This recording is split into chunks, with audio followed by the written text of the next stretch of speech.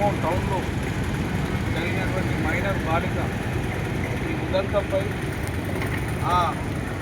ఏదైతే అత్యాచార యత్నానికి కానీ అత్యాచారానికి కానీ హత్యాయత్నానికి కానీ కూడినటువంటి అమ్మాయికి సంఘీభావంగా అమ్మాయికి న్యాయం జరగాలని అమ్మాయికి త్వరగా కోలుకోవాలని చెప్పి ఈరోజు రజక సంఘం మండల కమిటీ ఆధ్వర్యంలో తిరుమలగిరి చౌరస్తాలో ఏర్పాటు చేసిన ఈ నిరసన బహుజన మేధావులందరికీ ఆ ఉద్యమాభివందనాలు తెలియజేస్తున్నాను. 5 రోజుల క్రితం దాదాపు ఖమ్మం టౌన్లో ఒక అపార్ట్మెంట్లో వాళ్ళ తల్లిదండ్రులు వాళ్ళు అటెండర్ను దాని మధ్యలో ఉంటుండగా ఆ పాప ఆ అపార్ట్మెంట్లోనే ఉంటున్న ఒక కామాంధుడు మహమ్మద్ గౌస్ పాషా అనేది పెద్ద మనిషి.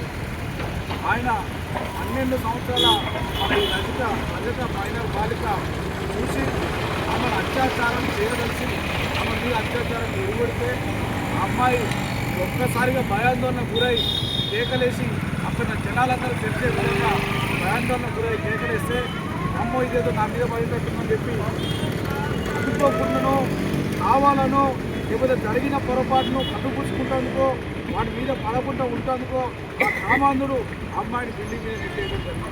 అమ్మాయి కిందపడి వెన్నుముక పక్కదెముకలు కాళ్ళు చేతులు విరిగి తీవ్ర రక్తస్రావంతో రక్తం మడుగులో ఇప్పటికీ కొట్టుకుంటూ అక్కడికక్కడే ప్రైవేట్ హాస్పిటల్లో జాయిన్ చేశారు. తీవ్ర విషమంగా ఉన్నది అమ్మాయి. అయినా రాజును ఏదో హింసగా శిక్ష వేయకుండా తీసుకుపోయి అతని మీద కేసు పెట్టి విచారణ పేరు మీద పోలీసులు చేస్తున్నారు. ఇంతకుముందు ఎంఆర్పిఎస్ నాయకుడు గారు చెప్పినట్టు అసలు ఏం జరుగుతుంది రాష్ట్రంలో? అడుగు బలహీన వర్గాల మహిళలకు జరిగితే ఒక రకమైన న్యాయం ఉన్నది, అగ్రవర్ణాలు జరిగితే ఒక రకమైన న్యాయం. మరీ ముఖ్యంగా ఈ మధ్యలో అయితే కాకలి మంగలి కుమ్మరి కమ్మరి మాల మాదిగా ఇక్కడ చూసుకుంటే యాదవ ఈ రకమైన మన అడుగు బలహీన వర్గాలకు చెందినటువంటి వారికి రక్షణ లేకుండా పోయింది, ఆత్మగౌరవం లేకుండా పోయింది, అణిచివేతకు గురయ్యే అవకాశం మళ్ళీ వచ్చింది. ఇదివరకు తెలంగాణ సాయుధ రైతాంగం పోరాటం చేసినప్పుడు ఆత్మగౌరవం కోసం పోరాటం చేసినాం, మన భూమి కోసం పోరాటం చేసినాం, మన హక్కుల కోసం పోరాటం చేసినాం, మన ఆత్మగౌరవం కోసం పోరాటం చేసినాం, తెలంగాణ కోసం పోరాటం చేసినాం. అదే ఇప్పుడు మళ్ళా కొనసాగే అవకాశం వచ్చే రకంగా మళ్ళీ కనబడుతుంది. తెలంగాణ సాధించుకున్నాం, 12 సంవత్సరాలు అవుతుంది. అయినా తెలంగాణ అస్తిత్వ ఆత్మగౌరవ పోరాట ఉద్యమం తప్పనిసరి అనిపిస్తుంది.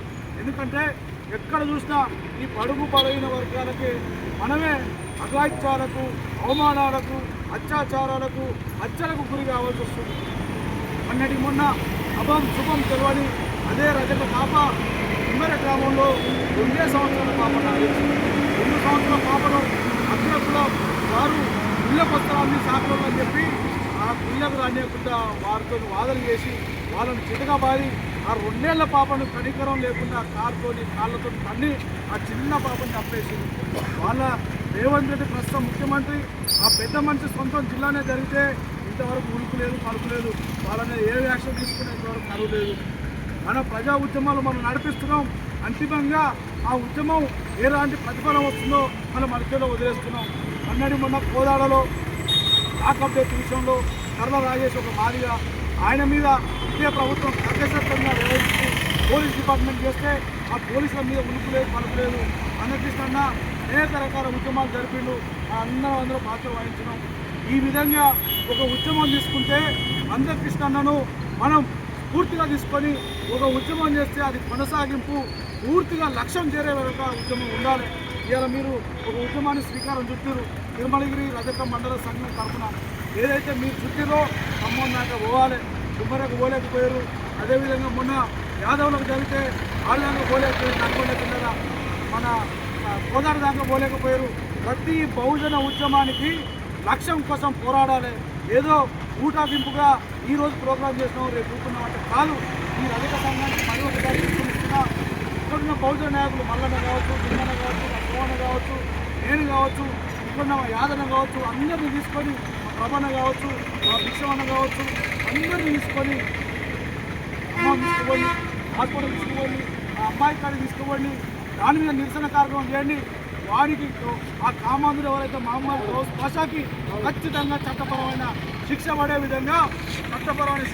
విధంగా అమ్మాయికి న్యాయం జరిగే విధంగా అమ్మాయి కుటుంబ బాధిత కుటుంబానికి న్యాయం జరిగే విధంగా రజక హక్కుల కోసం కొట్లాడే నిజమైన రజక సంఘంగా పేరు పొందాలని ఈ ఉద్యమానికి ఖచ్చితంగా ప్రధానంగా ఉండాలని ఏ కామాంధుడు అయితే చేసిందో ఇంకొక రకమైన ఈ కామాంధుల ఆలోచన రాకుండా ఈ ప్రస్తుత ప్రభుత్వం చట్టపరమైన చర్యలు తక్షణమే తీసుకోవాలి.